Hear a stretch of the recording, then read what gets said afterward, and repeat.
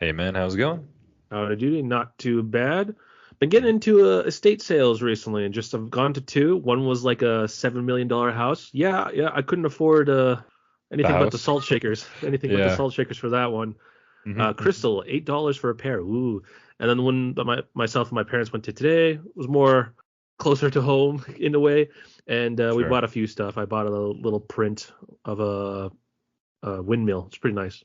Nice, nice. And it's super foggy outside. Holy crap. Like It we're is starting to get to foggy. that Yeah. change from warm to cold again. Yeah, the cold is coming back, so be ready for that. But yeah, welcome back everybody to Bite My Shiny Metal Cast, episode 7 of season 4, as was on television. A Pharaoh to Remember, a Bender-centric episode. Yeah. One of the last ones, as you mentioned last time, Mitchell. But yeah, please like and subscribe if you enjoy hearing and talking about Futurama content. And yeah, let's begin. Opening caption: Psst, big party at your house after the show. I'm sure your what was that? The real estate sale houses. I'm sure a party there would be a lot of fun. Those It giant was houses would be the, amazing. the the original one, yes, they had a lake for their backyard, basically. Oh, Obviously owned with the other houses, not like they owned the lake. oh, of course, But of course. Like it's Lakeview that property. place, Yeah, oh yeah, oh yeah. yeah. I Ooh. don't think I've ever been to a house that like, whoa, about Mm, like 20 families could probably live here probably. nice places, right? Right. So, excuse me. So we get into the beginning of the episode, opening on the whole crew, including Scruffy. They're all in the Ooh. HQ, the Planet Express, all in the HQ, and they're watching TV. They're watching the news, and Morbo and Linda they show up in the episode at the beginning here, and Bender is all happy because one of the news stories of this episode is supposed to be about a pool heist, right? And he, of course, is the culprit, so he wants to be shown on television to show other people how he committed the perfect pool heist. However, it turns out that the report or the reporter or whomever was doing the story didn't get the information correct or didn't get the right explanation for what was going on. And it turns out that Bender was not reported to be the culprit of this whole thing, which, makes him lose his Yeah. temper, as Bender does. He always What is does it when this. they show like the drawing The of the sketch. Yeah. Yeah. sketch? Yeah. Thank you. The I should sketch. Yeah. know this, You but should know just this. Yeah. yeah. Yeah. And like it basically looks like Bender but in human form, and instead of the Yeah. antenna is like a cowlick with hair. So Right. it's pretty funny. And, and, Honestly, and his eyes are glasses, yeah, like as they have their just glasses. round They glasses. should have Yeah. used this for his human form. That would have been better because it That looks a would little have been, closer to him. yeah. Mind Not you, that this came I out yeah, this afterwards, came out. right? Yeah. This is what yeah. Well, from my experience of being in the movie industry, or sorry, the TV industry, Mhm. um, when they're doing the episodes, they can be out of order. Because Yeah, that's I true. I remember working on, like, it wasn't like, okay, here's your first week of work on episode one, next week's episode two, and so on and so forth. It was like all over the place. I don't know how they manage it, kind of Yeah, thing. Because yeah. I know in movies, just from secondhand tellings, that Mhm. they kind of let the more experienced guys do like the more involved work kind of thing. So like the more animation, which is like, a lot more moving around and stuff like that. Like my best example probably is James Baxter, who's an animator who worked for Disney lots of times. The Beauty Yeah. and the Beast scene where they're dancing and there's a camera movement. I'm sure I've talked about this beforehand. You have, That is yeah. an intensive scene because that's before the animator had to literally draw the camera movements. It wasn't like he drew the scene and then you could, Move the fake camera, it with right? Yeah, with the camera. No, exactly. he had Yeah. to plan that all out. So that scene probably took him the A better long part of time. his And of course, you would have to be a very con- experienced animator to Oh yeah, be yeah. able to do that, Especially right? yeah. Yeah. So, well, that Nowadays, that makes sense. Yeah. yeah, So especially you're with right. 3D art, yeah, it's a lot Yeah, easier. for sure. No, you're So they absolutely could have right. done This this one before this they could have did the been human, or exactly. after. And honestly, not to mention, because as I always mentioned, or I usually mention at the beginning of our episodes, every time I say, like, this is episode 7 of season 4, as it was on TV, right? The production of these episodes is actually out of order. Hence why I say that. It's not until, Yeah. the films and the Comedy Central run where they start to produce things at the same rate as what they're, when they're creating them, they're putting out. So, you're right. You're absolutely right. It could have been that. I suppose we could look on the programs. Well, no. Like, I mean, like when they're released, it's different. Like when they're making these episodes, it could be very different sure, from the or the order they put it product, but out. I think the production code tells us like Oh, what I order guess they're that's done, right? true. Yeah. So I'm pretty sure that is probably on there, but I'm not sure if it was. It doesn't matter. I'm just curious if that would be the case. But in any case, due to the fact that Bender missed out on being famous, for his 15 minutes of fame for being the pool heist culprit or whatever, Yeah. he loses his temper and he tells everyone like this is like, oh, I just wanted to do this kind of stuff. But then he ends up he saddens himself and he says like, oh, if I die tomorrow, people are gonna, they're never gonna remember me. They're not gonna do all this stuff and whatever. And he leaves everybody. He does leave the room, right? He leaves the building. He goes sulking. I do like that he leaves on, a very sad note, and then we're left with like Scruffy. And I do like Scruffy's one line in this, just saying like, "Oh, I've never seen him so down or ever before." So, That's true. Yeah. as much as I love Scruffy, and like I'd love to make him an MVP one day, but he just doesn't have enough, even though those jokes are so good. But anyway, I digress. So Bender leaves and he's, heading down and he's trying to, he wants to be famous. So we get this little, cut scene, all these scenes of him doing quick attention grabbing stunts to try and get people's attention and, try and make a name for himself. Example, like putting his foot on, not quite in a mailbox. Very close to being in, right? in the future, they have emails like yeah, we still have mailboxes and stuff nowadays, but I feel like half of them are missing from our youth. Not even do we have email. Like they have email in the future, obviously, because we have it currently, but they have like hologram. Like you can literally send yourself as an email. Remember Hermes gets taken by a bird? Yeah. like a physical version of you somehow can get like as an email or something, or like a holographic thing. But yes, they still have are you talking about those physical mailboxes, the thing on the street? Yeah, where he put his foot in and pretend to be stuck. Yeah, right. And then some random woman just says, "You're not stuck." And he just like, "Oh, shut up." So he tries that. Yeah. Then he does this. He sees like a group of these like I don't know, like performers, we'll say like street performers, and they're just like dancing and skating on the side of the way or whatever, and they're just doing fun moves. So Bender, because he's a robot, he gets these little blades at the bottom of his feet and he jumps in. He's like, okay, try and do this move now, you guys. It's called the Bender. Yeah, do the Bender. And then they push him out because he's trying to force too much on them, so they push him out of there. And the last thing he does is he sees a blank wall and he's going to spray paint it with a whole bunch of stuff. And I think it says something along the lines of like Bender is great and kicks butt or something, right? Yeah. And so he does that all night. And the next morning, it turns out this building is being demolished, and it's Sal. We get a cameo of Sal, so he blows it up. And then Bender also drew like a picture of himself on there and stuff, and it crumbles. Like flexing in a mirror kind of thing, like exactly. As all us guys do every time we see ourselves in the mirror. Sure, or at least we would want to spray paint ourselves, right? And it crumbles, and the two flexing arms, as you said, kind of turn into like looks like butt cheeks because it calls, and then it says Bender licks butt. Yeah. That's a fun little visual gag, but in any case, Bender is left There's a couple of those in this one. Broken-hearted. Yeah, that's true. And everybody's laughing at him. So, in any case, Bender returns to work, right? Because it's the next morning, so he's somewhat of a good worker. He goes into work, and wouldn't you know it, all of the crew, including Scruffy, who's there, they all throw in a nice, fun surprise funeral for him. Not a party, a funeral, to show that even if he dies the next day, at least he will be remembered. And so they want to show him how this would actually happen. So they have a nice little coffin. They ask Bender to get into it. He can lie there and listen to them talk about him and all this kind of stuff. And so each member of them give like some form of like a eulogy or a memory. And as they're doing so, Bender is increasingly getting more and more disappointed up into the point of being angry. He wants better stuff. He wants people to louder and sadder. Yeah, he basically just wants people to just praise him for being the best of the best. But of course, like they can't do that because Bender is not the best of the best of everything. He's basically just, he could be their friend, but he can never amount to anything more than that, which disappoints him because in his eyes, everybody there is basically useless. He's the best person. So before we move on, I'm curious, out of all these things, what do you think is the best eulogy or memory that could have been, or that came out of this whole thing, or the funniest one? Probably Zoidberg singing The Danny Danny Boy, just Boy. because it's Zoidberg, and just like you think that he had something else to do, but he's just singing, and it's just funny. I also do like how Bender treats Amy in this. He just starts yelling at Louder her. and sadder. That's right. Yeah.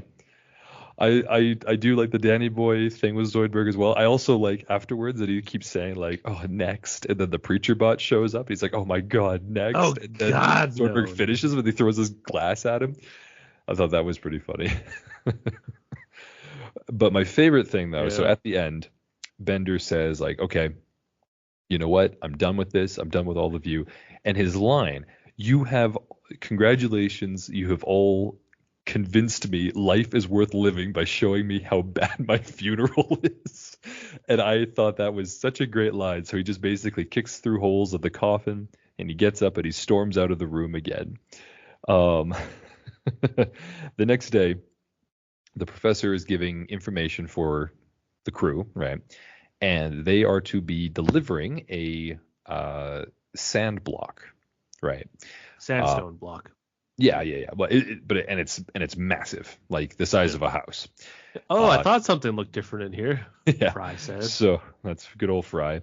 So they're going to a place called Osiris 4, and this planet happens to be very Egyptian themed, hence the name of the episode of Pharaoh. So Bender's still upset, but they all get onto the ship and they fly off with the stone. They don't actually show us how they get the stone on top of the ship. I would have thought they Yeah, would it's have just on carried top. it, but it's somehow on top of the ship. It Yeah, doesn't they matter. they have like a crane, They have a drop crane? claw, right? Yeah, With a on the magnet bottom. on it or stuff like that. Yeah, On the bottom, yeah, but it's yeah. on top of the ship. One of those suspension of disbeliefs we'll have to do. Well, just like they did with the pump, the gravity pump. However, they used it for that Big ass back in the gravity day, pump. Yeah. the big ass gravity pump. I don't think. Oh yeah, we watched that one, right? Of course. So the trio travel to this planet, and yeah, as soon as they land, they get the guy to sign for the package, right? The giant sandstone block. And as soon as they see, oh, looks like they're building a giant statue, which is basically covering a tomb of the future death of their current pharaoh, Hermaphatet, I think his name is, or her. Some Egyptian-y, pharaoh-y name. Yeah, Hermaphatet. So as they're looking at them and admiring it, the Leela asks like, "Oh, who's building this?" And the slave driver You. who happens to be signing it calls on them. So they capture them, tie them up, and bring them to the area where they're building the statues, and they're going to force them to be slaves, essentially. So as they're doing this, they find out they're on like this ship that is bringing them over there, like one of those old style ships that we also find out later. It's actually there's slaves underneath that are just pulling the boat. Yeah, I did love that part because as soon as they get out of the water, like, That's a fun little visual gag. I like that. So as they're riding on here, Fry has a couple of funny comments. I think they're worth talking about afterwards. But after all that stuff, it turns out that the Egyptians of this, or the Egyptian planet, I should say, of this, is not actually their society, but they actually was inspired by like Earth the Egyptians of Egyptian our society. Earth. So they had visited, which was apparently a conspiracy theory back in the day, or I guess currently still is. Who knows? But it's like aliens Well, visited and yeah. learned There's certain still things as there's the still the whole pyramids and question of everything. like how do they build the pyramids, and everyone's like, well, it's this, it's this. It's like, well, then how they do that? Oh, we don't have an answer for that. Oh, how Right. did they do Well, it? it must Oh, be they did aliens. it this way. Right. Well, Yeah. then how did they do that? It's like, well, they could have used ramps. It's like, okay, let's do some Yeah. math here. Whatever That the ramp would have to case. Right. start 10 miles back to get up a mile high, so they'd have to build the ramp, and how would they build the ramp, and so on and so forth. So just Right. it's one of those things that we'll probably never know. Maybe we will. Who knows? Probably not. Not unless they have some kind of, information or Yeah. satellite imagery that they could pull Either we from go the back in past. time and figure it out that way, or literally Exactly. someone's hiding some scroll that said, "Oh, here's how it's actually done," this kind of thing, They right? actually drew down. Yeah. Well, it's Um, also how you interpret those things, because it's hieroglyphics, right? As we see later in this episode, but yeah, like he uses the people can hieroglyphic to misinterpret sign. them Yeah, very that's true. easily, right? Right? Yeah, we're not literate in terms of ancient Egyptian. That's very true. Yeah. It's because Yeah. we So use the alphabet and English language and all this kind of stuff. yeah. That's true. Well, I was also going to point out as well, though, is that not only is this something about this culture visiting Earth and learning about Egyptian stuff like all that, But this is also something in the future for the Comedy Central run we also get with that darn cats. And we learn that the cats actually come from, or at least the intelligent cats from that episode come from a different planet. And they themselves went to Earth and were part of said Egyptian culture. And they were treated them like gods and everything. But they're the ones that had them, like the people there, build this technology so they could use it later in their life because of their planet. So it's actually, this culture is taking from the Egyptian culture on Earth, but it's based on the cat culture of that cat planet. So any case, fun. Yeah, another continuity thing that I like in this episode, since we're kind of talking about that, is the Australian guy. We see him again, and he's a slave yet again. Yes. So yes, yeah, it's a good segue. We'll move on here. So in any case, when they learn about the Egyptian stuff, Bender's impressed by the idea of being of how famous the pharaohs are due to the fact that they have slaves and they're able to build all these kinds of things. They can force themselves to be famous because people will have to do it for them, right? And so we see the crew, and as you mentioned, this Australian guy who we saw and how Hermes requisitioned his groove back. He left that slave, or what is that called? That internment camp that Zoidberg was sending all of his patients. He somehow ended up on this planet, and he's also, another slave again. It's always that Australian guy. So they're pulling stones. He was also a slave in that one episode where Lur and Ndunda were having fights, and they kind of took over Earth for that small bit of time, and they were down there mining. He's there as well. He was there too. Yeah, they were mining diamonds and stuff for them to eat. So it's just every time we see him, he's a slave so far. Yeah. Two of the two times we've seen him, he's been a slave. That's right. That's interesting as well, and I'll mention that at the end. So I'm glad you brought that up. So any case, Bender keeps on giving advice to the slave drivers because he wants, oh, hey, we're not doing this well enough. We're not fast. We're not strong or whatever. Everybody's lazy.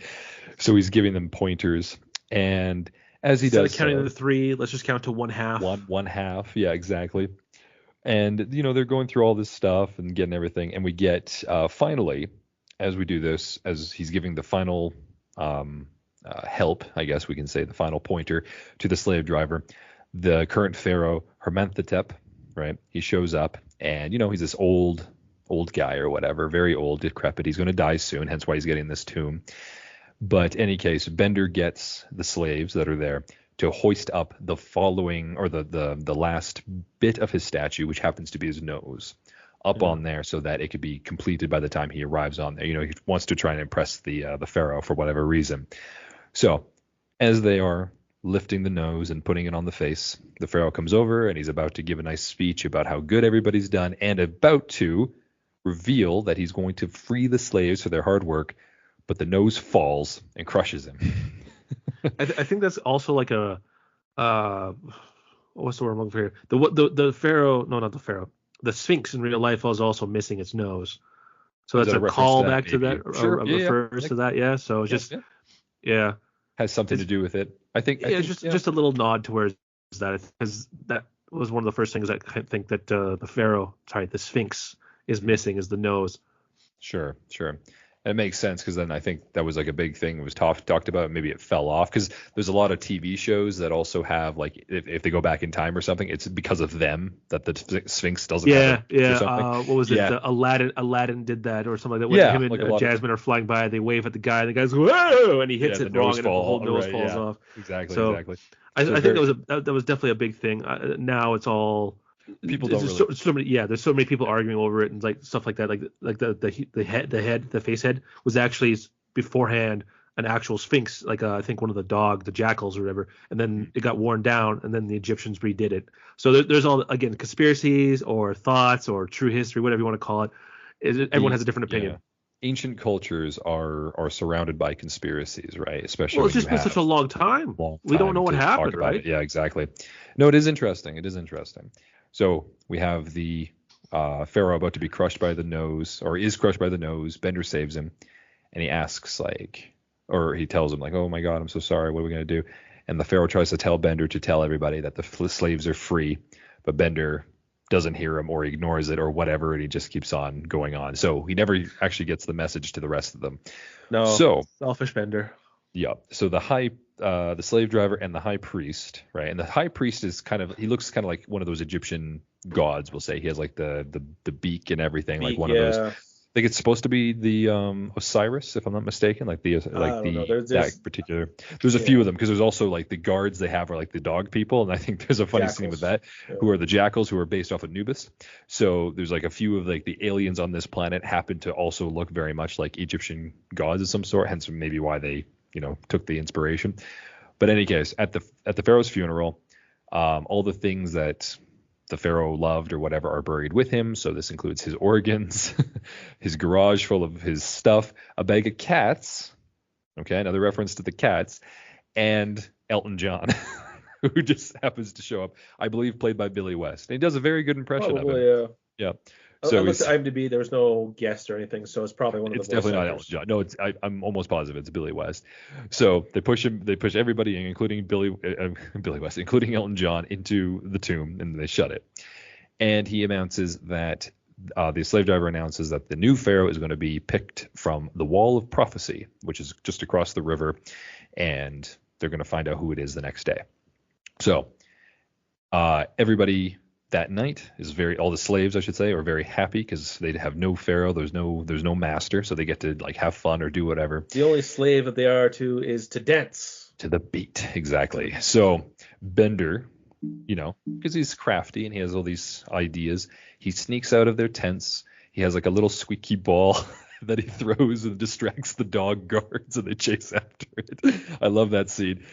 And he goes to the Wall of Prophecy and he basically bangs his head against it to make it like an imprint of himself to show that he himself will be the new pharaoh when the time comes. Now, next morning, High Priest reveals that, wouldn't you know it, it is Bender. And everybody's like, "Oh, hail Bender, the new pharaoh. He raised from a slave all the way to to leader of all creation and all this kind of stuff." And so some people, like our main cast, right, Fry and Leela, are both like, "Oh, maybe this will be okay or whatever." We're cheering because he says like the old age of cruelty is gone. But then he says the new age of cruelty begins. And Bender basically says, "I want a statue built 1,000,000,000 cubits in height." Whatever that is. Insane. It's like based on what I mean, it's a cartoon, so it's a little hard to kind of tell. But it looked from the screen, it looks to be about 20 times the size, if not more, than the large statue they were already building and slave building for the previous Hermaphatep pharaoh, right? So we get a montage of Bender's statue being built, right, after all the blocks being pushed up and being flown into space. Like they have technology, like they have all this stuff, and it turns into this giant, magnificent Bender pharaoh statue that breathes fire, and it says, "Remember me," constantly. So the unveiling, they remove a sheet from Bender so you can see it, and he's not impressed. He's not impressed. He thinks, you know what? It could be better, but it's a good start. But are they going to remember the statue? Are they going to remember me and all this stuff? And he wants them to tear it down and build again. To which point the high priest and the slave driver and all their surrounding, group decide to take out Bender and declare that he's suddenly died, which everybody cheers, including Leela and Fry. And they toss him and they toss Bender into his own tomb, right? And not without throwing in the other two, because he does demand that he wants his servants with him as well. Yeah, what about my servants? Yeah. I do like that when everybody's building his statue, Leela and Fry are kind of like saved from building anymore because he uses them as like his like moving chair. Like his what do you call that thing? Is it just kind of like a carriage? But it's not a carriage. He just sits on them. Oh, there's a specific word for it. I don't remember. The chariot kind of thing, right? So yeah. Any case, they toss him in there, and it turns out that Bender's tomb is a casino. He's built like a casino for fun or whatever. He has alcohol down there. He has like snakes can get in for whatever reason, but they're completely sealed. Completely sealed. However, as he gives them alcohol from his little, brewery, they find out that it's actually very high in alcohol percentage. So Leela figures out that it's explosive. If they can get enough kindling and use some like wrapping that they happen to have wrapped Bender in because they made him look kind of like a mummy, then they could probably blow up the statue and they could escape. Make a fuse to hide and then Exactly. Yeah. Now, before they can do so, Bender is still like distraught, and he's like, no, you have to. This is the only way people will remember me. But Leela and Fry convince Bender to let them do it because if they're going to be there the rest of their lives, they won't even mention him. They won't talk to him. They won't see him. They won't do anything. He will be forgotten. Yeah. Oh yeah, there was that guy. He was really good at bending. You know who I'm talking about? Yeah, Hermes. Hermes. That's a great line. I love that. So begrudgingly, Bender allows it. So Leela successfully, sets up the kindling, lights the fuse, does all this stuff, and blows up the statue. And they get away, get back to the ship. And as they fly off, Bender sees his statue say, "Remember me," and he, tearfully says, "I will." And they fly off as the statue basically explodes. Now, I do want to say, you mentioned the Australian, right? And you say he does show up. I'm trying to remember. I kind of remember the episode, but we'll have to watch it again for me to look for him. He should have died because everybody else should have died in that explosion, because it basically destroys not just the statue, but it looks like a nuclear explosion. Like everything around it is taken out, right? So I thought the Australian had died in that, and we never see him again. But you say you may see him again anyway, so maybe he got away, or cartoons. But suspension of disbelief, Anthony. Exactly. So as they leave, Leela consoles Bender, saying, he'll still be remembered just as a horrible dictator. To which Bender's like, "Oh, you're right. That's great." And then he's going to plan to overthrow Earth, and then they almost land on a planet that looks like Earth but isn't. So they continue flying on. And that's a Pharaoh to remember. So, yeah, I mean, looking back, I remember first watching this episode like years ago, I remember thinking this is a really funny episode, and there's a lot of really funny jokes. I don't know how good the story is. What do you think of the story? It's your basic Bender being selfish and then having to kind of learn a lesson, but not really. Exactly. And everybody keeps on forgiving him, right? So, okay, let's talk about this episode then. Your favorite moments, jokes, MVP. I don't know. It was kind of like I would say this is probably one of the base episodes of Futurama episodes. Like this is like no salt, no seasoning. This is the Futurama base episode. What other episode was like that for us this season? There was another one. It was 2 episodes ago. What was that one? Hold on, I got it in the wrong order here. Love and Rocket. Tale of Two Santas, I think, is what we kind of both agreed on. That was kind of just your basic episode. No, I thought that was pretty gimmicky. I thought we had another one that was pretty, like, it was easy. It was just an easygoing episode. It was just like last season then. 7. It was just like a 7 out of 10. Like, it didn't insult anybody. It wasn't a big deal or anything. But yeah, whatever. Because so far we've done Roswell, Tale of Two Santas, Anthology of Interest, Love and Rocket, Leela's Homeworld, and then our last episode, the Bugalo Room. So I thought it was maybe it was Leela's Love and Rocket. Maybe it was Love and Rocket. Yeah. Okay. Yeah. Just a lovely base episode. Nothing great about it. Nothing terrible about it. It was just a good, solid episode. It was fun. Yeah, it's fun. There's some really good like jokes and some fun. Yeah, I just love how content Fry is in this episode though. Just like he's there this is probably my favorite gag is where he's there with on the sign saying 0 days till for injury, and he's hammering the thing and he realized he hammered his his hand and then the one fall. Yeah, he dropped the one, so he goes to pick it up, but his hand's nailed to the thing, so he can't reach it. I think I like that little visual gag during the montage. Actually, you know what? I'll start off myself. Fry's my MVP for it, just because of all of his lines in here. I do love his, like, you know what the worst thing about being a slave is? Like, I love his time doing that. I love the hours. Well, that's the second one. The first one's like they make you work and you don't get any pay for it or something, and they don't let you go. Leela's like, that's the only thing about being a slave. I also like at the very beginning when Bender gets angry and throws his beer and smashes the TV, and he says, "Hey, now what am I supposed to drink and watch all day?" So I enjoyed Fry in this one. Yeah. So how about you then? Like I said, I was thinking Fry too. I enjoyed the dog ball one. Bender did a great job, but I don't really care about him too much this episode. He's a dick, and I just don't like him. So I'll go with Fry as well. Fry as well. Cool. Yeah. Do you have a favorite scene then with anybody in general?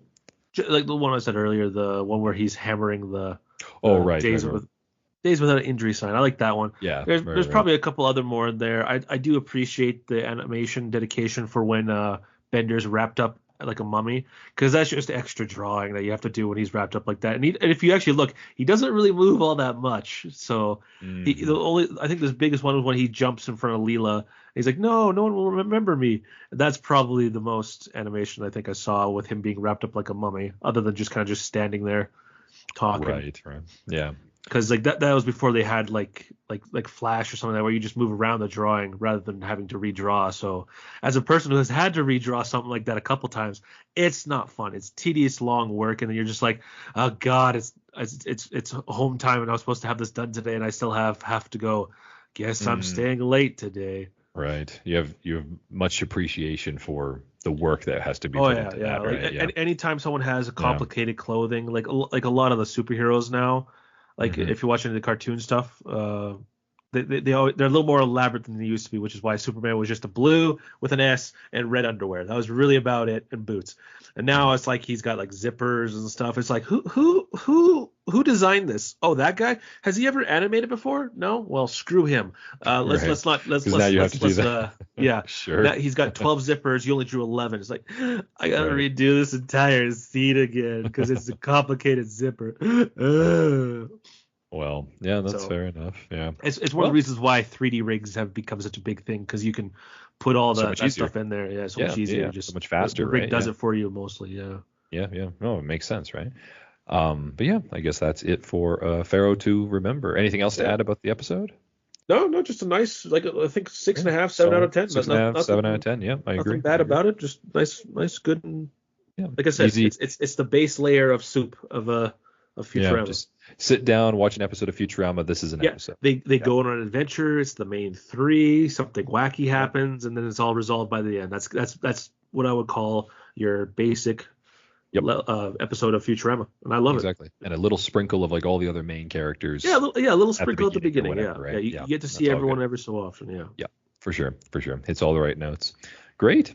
Well, thank you again, Mitchell, for joining me for Pharaoh to Remember. So next week we'll tackle episode 8 of season 4, Godfellas. Yeah, fun one here, I think. So yeah, enjoy the rest of your day, and we'll talk to you next time. Yeah, toodaloo. Toodaloo.